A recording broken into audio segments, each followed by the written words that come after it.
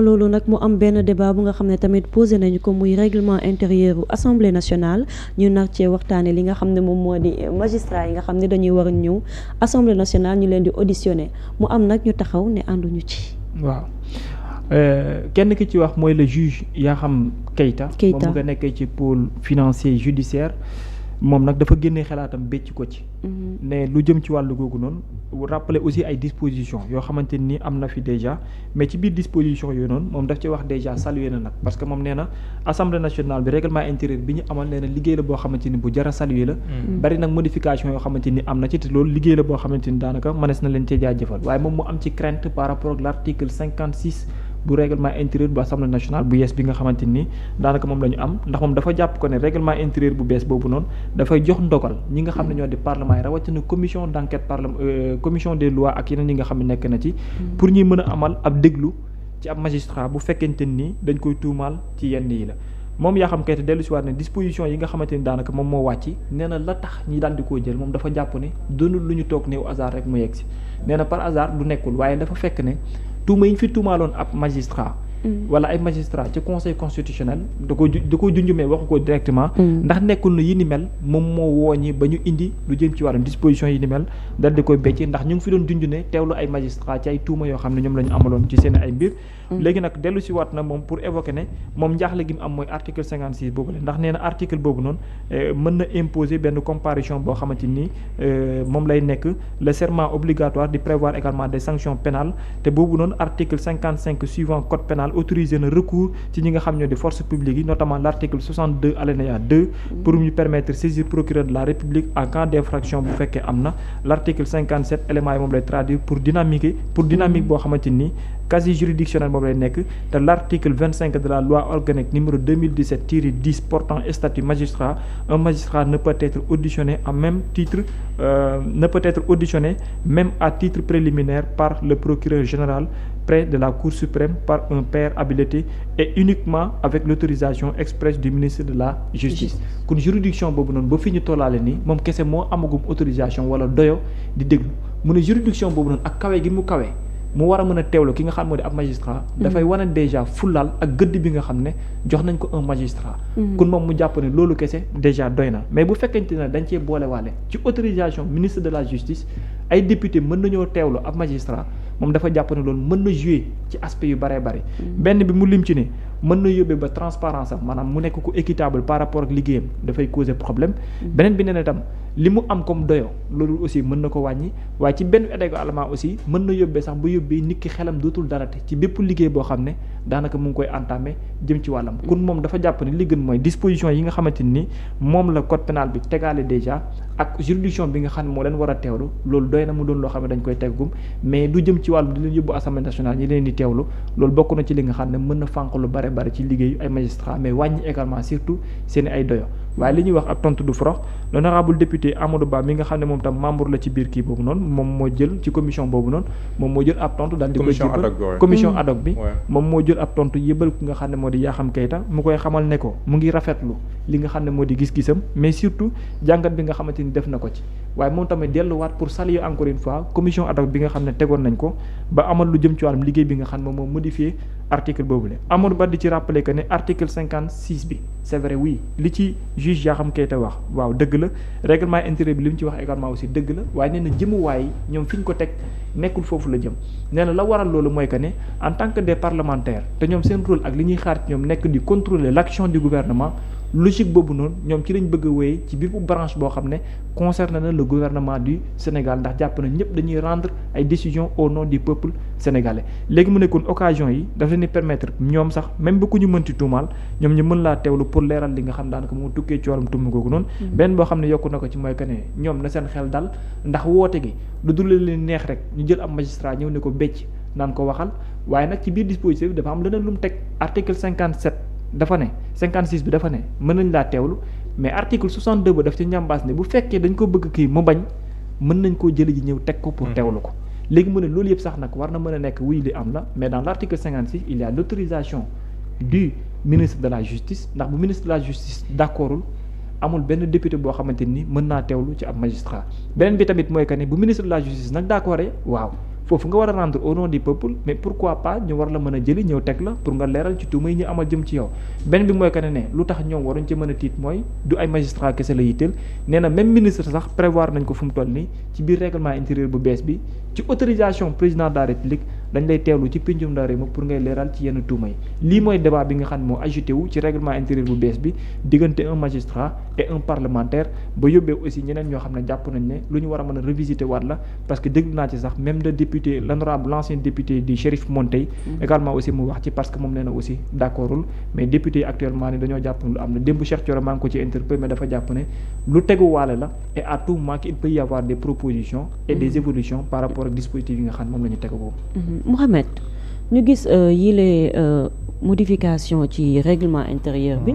mais lii nga xam ne moom la ñu def nii nga yaakaar ne dañu ko def ngir di mën a contrôler ñi nga xam ne ñoom ñoo di magistrats yi wala dañu ko def ngir mën a gën a comprendre yoon ni muy doxalee waaye itam ndax du nekk une sorte de pression bu nga xam ne dinañ ko teg ñi nga xam ne ñoom ñoo di magistrats yi ba nga xam ne seen indépendance dañ nañ ko perte.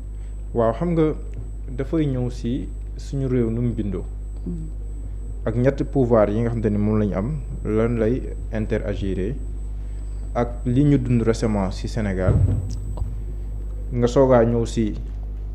bataaxal bi njëkk bi le juge Yakham Keïta bind duppee ko quand le juge devient justiciable devant le parlement tontu bi Amadou Ba tontu député membre de la commission ad hoc bi liggéey ci règlement intérieur bi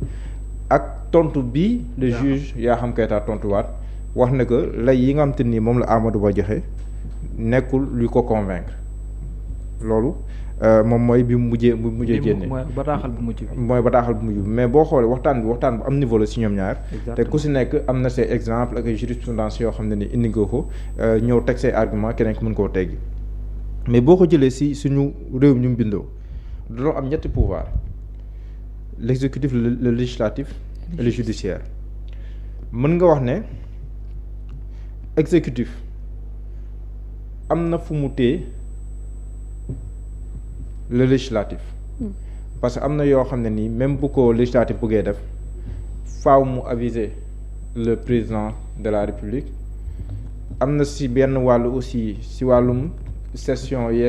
extraordinaire yooyu benn cër sax bu nu jox assemblée président de la république si kaw assemblée nationale fàttaliku leen di fi xewoon si diggante dissolution beeg yooyu bi ñu waree def motion de censure ba président dugal ordre du jour boo xam day primer sur bu assemblée nationale ba nga xam ne ni après fexe na ba traîner loo affaire ba le 12 mu dissoudre foofu kon am na nenganante boo xam ne dafa nekk si biir kii am na motion de censure boo xam ne nii moom lañ ko jox mi assemblée nationale président am na pouvoir de dissolution boo xam ne ni moom lañ ko jox diggante moom ak assemblée nationale mooy maanaam ku si nekk am nga ngemb si sa morom moom beneen pouvoir boo xam ne ni aussi moom am na sax fu muy contrôler l'exécutif parce que bu ñu voté loi à l'Assemblée nationale la preuve mu di wax la exemple loi bi Amadou Ba indi woon sur l'interprétation de la loi d'amnistie après comme moo ko daaneel conseil constitutionnel justice kon justice si yenn fànn du yëpp am na imposé wu assemblée nationale def mun na ko li nga def tegul si yoon teggu ko ne te assemblée nationale de supplier par force du yëpp nag par exemple bu nekkee loolu dafa concerner strictement l'assemblée nationale comme lu si mel ni bureau beeg yooyu loolu conseil constitutionnel du si wax mais am na si ay fànn yoo xam ne ni justice mën na wañ loxo assemblée nationale te du si mën dara léegi assemblée nationale fan la mënee wañ justice question boobu c'est à se poser fan la assemblée nationale mënee wañ loxo justice assemblée nationale lenn lu mën muy voter loi boo xam ne day imposer aussi justice mais à part loolu amul fenn foo xam ne ni assemblée nationale mën na see am nengeen si kaw justice mën nam dañoo bëggee noonu indépendance de la justice ak yooyu même boo jëlee justice ak exécutif am na benn côté boo xam ne nii exécutif am na si wàllum justice mooy le parquet ak yooyu noonu mais en tout cas le juge moom kii di àtte le juge moom danoo jàpp ne ku indépendant la bu indépendant wul moom la neex en tout cas si ay décisions yu muy jël amul benn kii mais foofu tam am na benn lien entre le judiciaire et le législatif mais dafa am problème boo xam ne nii moo tax yaa xam fàttali ko lii daf ñu renvoyer si li fi xewoon bi ñu tuumaale ay juges. 2 juges au conseil constitutionnel. moo tax mu rappelé déglu devant la commission d'enquête. UMS ba bu la neex mën nga ko recherche waat UMS dafa bindoon benn communiqué à l'époque pour fustiger loolu noonu parce que ñee dañoo affiché woon l'intention war a déglu waxuñu ko la mais dafa mel ni exclure ñu woon war a déglu ñaari magistrats yi ci commission d'enquête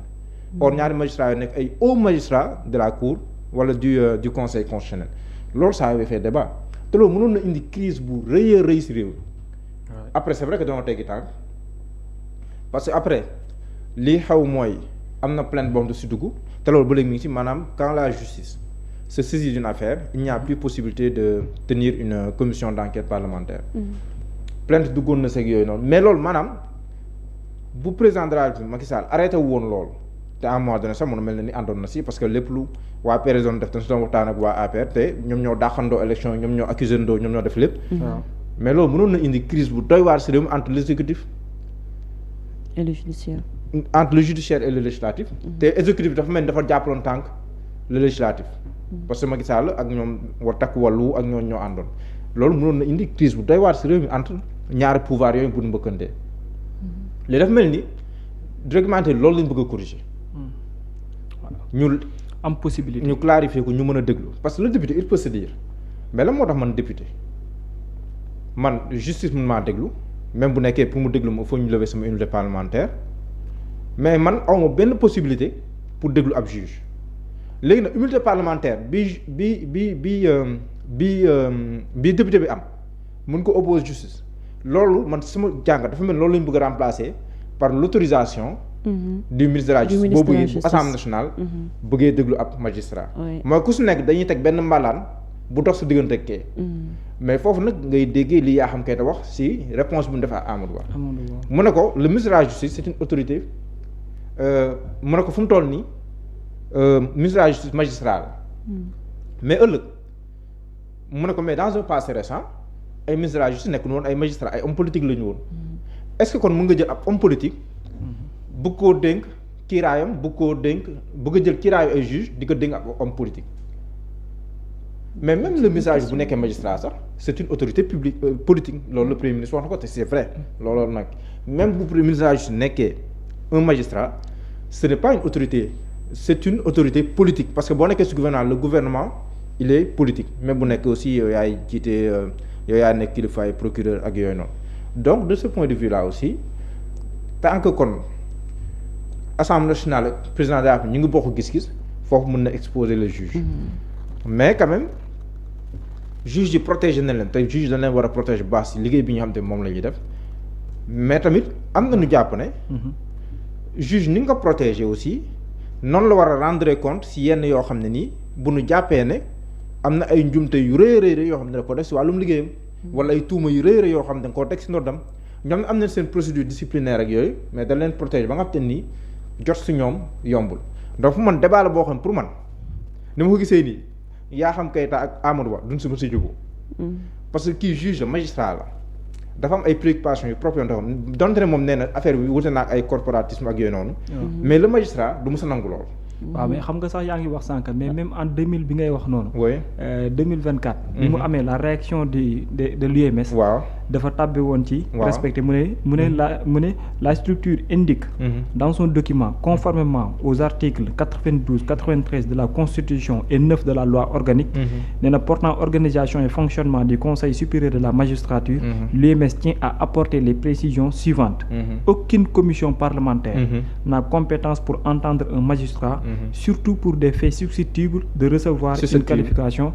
pénale de la compétence exclusive des juridictions répressive, le Conseil supérieur de la magistrature est l'organe disciplinaire des magistrats, sauf cas de flagrant délit. Les membres du Conseil constitutionnel ne peuvent être poursuivis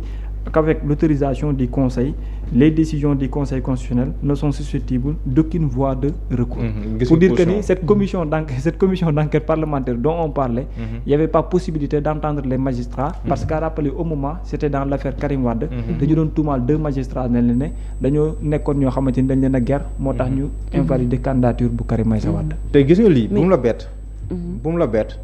yaa xam Keita nga dégg mu wax waaw mais bu naroon dem ba sori bu mu la bett UMS génn waat bécc waat daf benn communiqué sur cette affaire là parce que tamit man jàpp naa ne ça mérite un débat boo liiree Amadou Ba liir kii ku si nekk da ngay am tes raisons mais nag il faut ñu concilier les raisons pour xool dans quelles conditions la ñu war a mën a déglu un magistrat. mais dans le cadre bu ñuy woowee wàllum équité. ci cadre équité. waaw xam nga tey les possibilités qui s'offrent par rapport à la loi et par rapport aux magistrats lu large la. vis-à-vis lan institution bu mu mënti doon. loolu moom c'est une réalité bu ñu xamagum.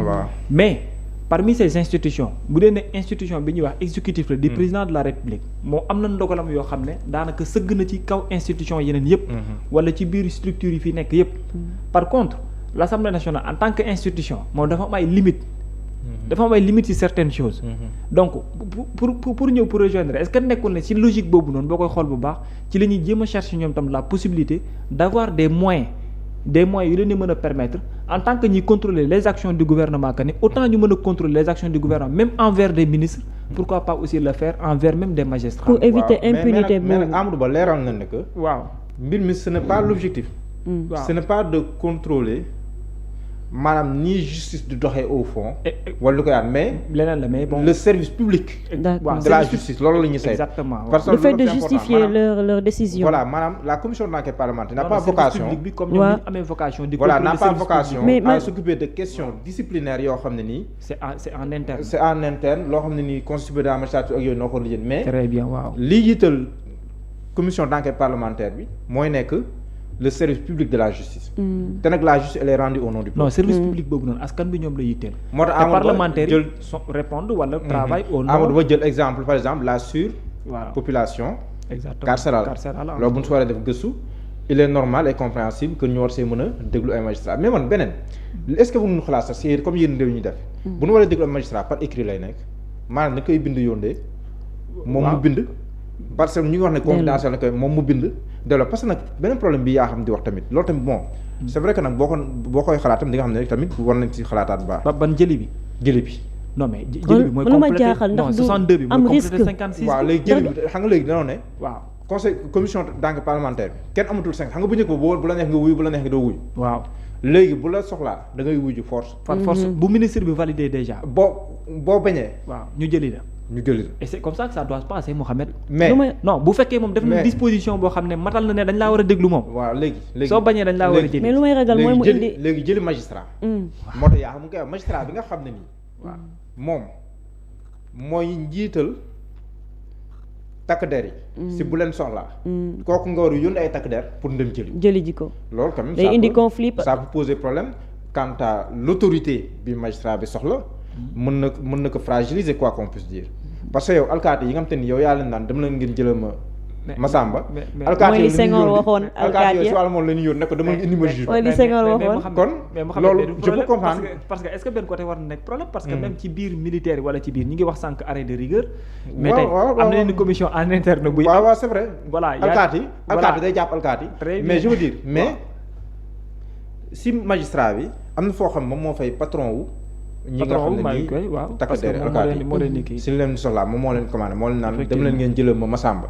léegi kooku noonu assemblée nationale di ko waxin la du même personne yi mais waxin la. ne ko léegi yow ka lay yónni sax yow dama nga indil ma ko yow. waaw non yaa xam inquiétude mooy après yan mooy ci côté dignité bi ci côté dignité humaine bi dayo ak dayo magistrat bi est-ce que du ko fragile. moo tax ma jàpp ne débat bii nii jubóo dina si jafe mais il faut mu am ay concessions ay concessions mais c'est un très bon débat et j'aime beaucoup. non il est intéressant le débat il est intéressant mais jàpp naa war na mën a xool yenn pexe soit par écrit mais il faut que ñu ut moyen bu ñu waaw ay moyens ñiy bàyyi lii tout va être am na ay questions boo ko bëggee yu laal l'administration publique de la justice. boo ko bëggee bu si commission d'enquête parlementaire amee ñu fàttali ne commission d'enquête parlementaire bu une enquête pénale amee wala loolu dootul amati. mais am na loo xam ne nii lu concerne administration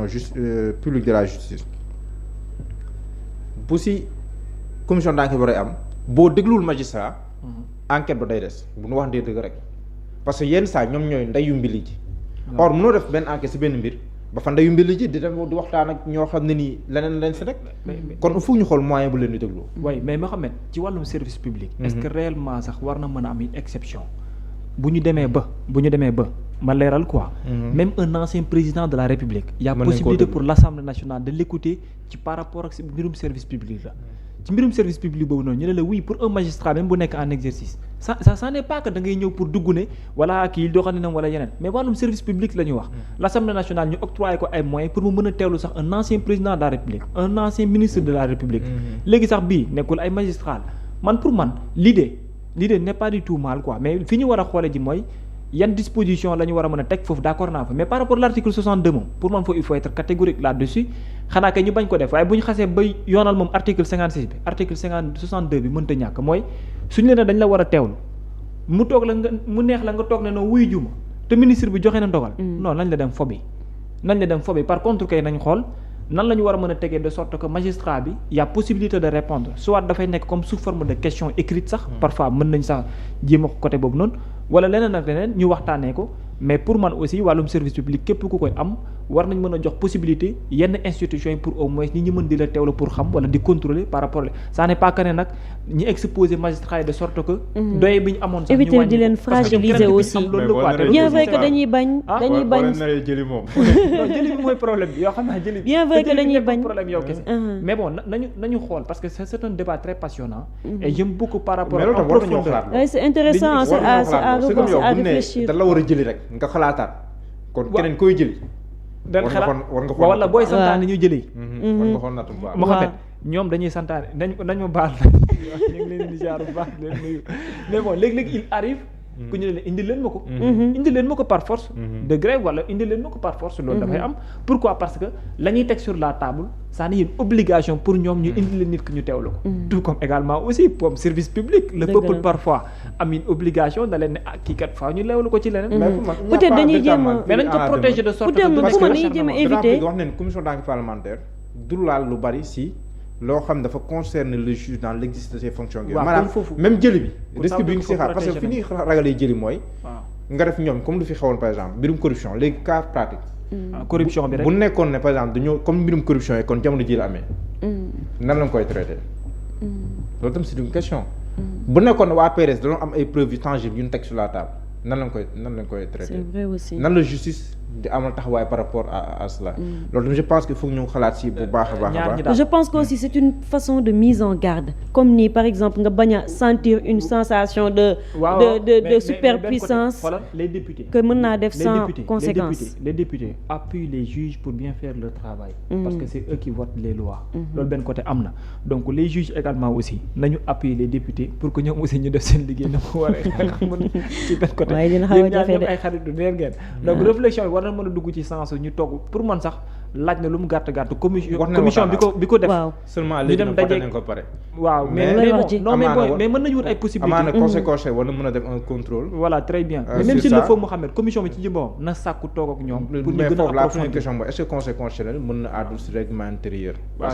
loolu tam question la parce que yenn saa bi def mën a je suis incompétent mais est-ce que ça serait un problème pour El Malick que mu jéem a xoolaat possibilité de modifier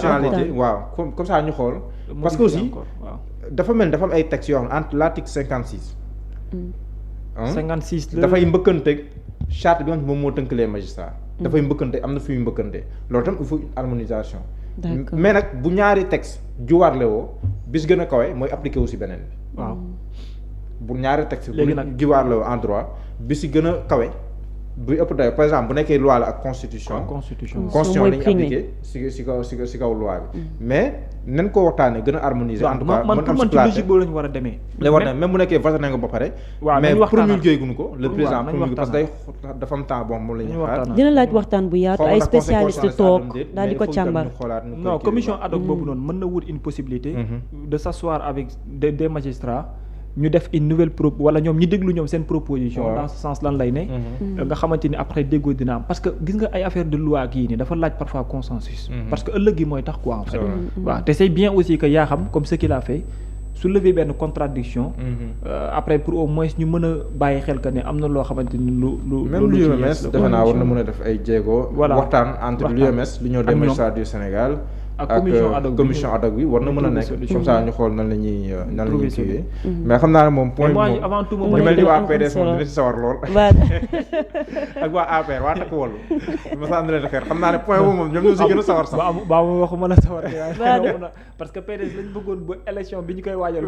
fekkoon lii la woon non ko doon instant yi waxatu féete na boor yàgg ko bu yàgg mais malheureusement ça boobu noonu waaw dafa mel ni nag waxtu wi daf ñoo xoj non dañ leen di féliciter ci débat bu am solo bi débat bu am solo waaw franchement le te pays vraiment li mooy débat quoi débat nañ sans pour autant ñu wax lu ñaaw waxante nañ teg ko ci technique ba pare les jurisprudences yi wax c'est intéressant ay jurisprudence yu bëree bëri ñii dem nañ États-Unis ñii dem Belgique ñii dem France dem indi ay jurisprudence loolu dafay gën a enrichir le débat surtout France beeg États-Unis bi yéegal débat bi yéegal niveau bi mu kawee tuuti c'est important comme ñun ñu koy Sénégalais yi loolu ñu soxla en toute modestie waaw kon Diallo mu bàyyi la ñu koy defee en toute modestie waaw di ko yéegal wax naa ngay bëree consigne yow bëreetoo consigne de yaa ngi jël sa yoonu bopp de bàyyi ba delluwaat yow sa 2 heures temps Cheikh Bara Ndiaye apprécié rek nga bëgg a changé li ma dal Babacar Kébé bu may waaye dal ci Kumba Diallo léegi daal réew mi koo fi kii Diallo bu commencé kii rek xoolal Kumba oui ma kon Diallo Kumba lu jar soppee bu gaaw ni nga ko waxee baax na jàllal ci leneen Diallo solidarité yàlla moom baax nii na la si yow di nga ko dinaa dégg conseil Kumba tu es en train de filer du mauvais côté par influence mauvaise influence sànq de maa ngi tiit boo xam ne ci plateau bi heureusement ba suba ay daay ñëw maa ngi tiit boo xam ne ci plateau bi fii waaye boobu tànk bi jeexul mënu ma la ko waaw baax na kon bu suba incha allah jërëjëf